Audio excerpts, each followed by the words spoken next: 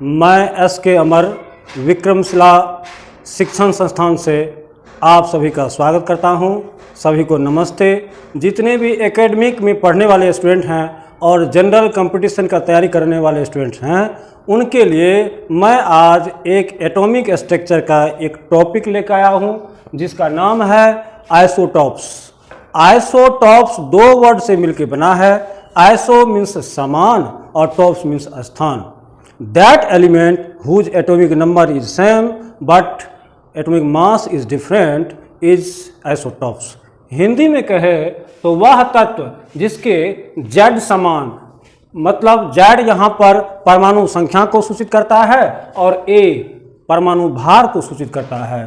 तो यहाँ इसका परिभाषा है वह तत्व जिसके Z समान हो अर्थात परमाणु संख्या समान हो और A भिन्न हो अर्थात परमाणु भार भिन्न भिन्न हो, उसे हम आइसोटॉप्स कहते हैं। आइसोटॉप्स को समान रूप से सबसे पहले कैवेंडिश नामक वैज्ञानिक ने, जिन्होंने हाइड्रोजन का खोज किया था, उन्होंने कहा था कि आइसोटॉप्स मुख्य रूप से प्रथम रूप से हाइड्रोजन के होते हैं। वो 3 होते हैं, जिसमें एक परमाणु संख्या और एक उसका परमाणु भार अर्थात एक Z हो और एक A हो, दोनों समान हो अर्थात जिसमें न्यूट्रॉन की संख्या ना हो, उसे प्रोटियम कहते हैं। इसी प्रोटियम को हम हाइड्रोजन गैस कहते हैं। इसी प्रोटियम के कारण हाइड्रोजन को आवारा गैस या आवारा तत्व कहते हैं। दूसरे नंबर पे होता है 1H2। 1H2 को ड्यूटेरियम कहते हैं। इसे भारी हाइड्रोजन कहते हैं। भारी हाइड्रोजन जब ऑक्सीजन से अभिक्रिया करती है तो ड्यूटेरियम ऑक्साइड अर्थात D2O का प्रयोग करती है। D2O हैवी वाटर, जिसके विषय में 1931 ईस्वी में यूरे नामक वैज्ञानिक ने बताया था कि हैवी वाटर का प्रयोग एटॉमिक रिएक्टर में मॉडरेटर अर्थात मंदक के रूप में इस्तेमाल होता है।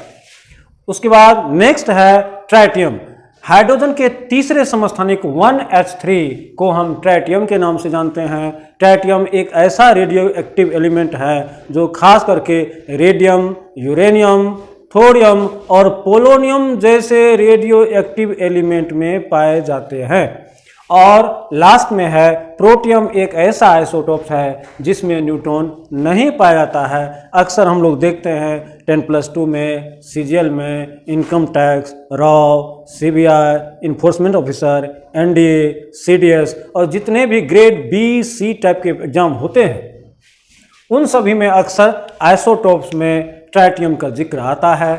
अब वास्तविक रूप से यह समझना होगा कि आइसोटॉप्स हम लोग क्यों पढ़ रहे हैं, क्या आवश्यकता है। तो हमारे जीवन में आइसोटॉप्स की आवश्यकता इसलिए है कि जितने भी फैटल डिजीज होते हैं, प्राण घातक बीमारियां होते हैं, जितने सर्जिकल आइटम बनते हैं, जितने वेपन्स तैयार होते हैं, all these equipments has been given by the isotopes. ये सभी इक्विपमेंट्स आइसोटॉप्स का देन है और जब अल्फा किरण निकलती है तो आइसोटॉप्स का निर्माण होता है। इस प्रकार हम लोग आज आइसोटॉप्स के विषय में पढ़े हैं। आइसोटॉप्स के कई यूज है, जैसे आप मान लेते हैं कि सोडियम 24 आइसोटॉप्स, जिसका प्रयोग ब्लड का थक्का का पता लगाने में किया जाता है। आयरन 26 का प्रयोग एनीमिया रोग के पता लगाने में किया जाता है।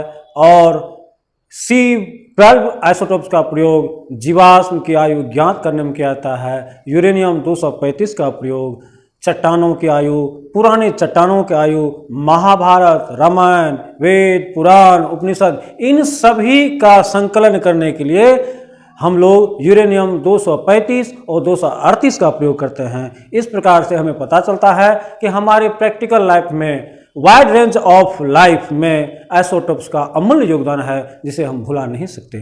धन्यवाद। Have a good day.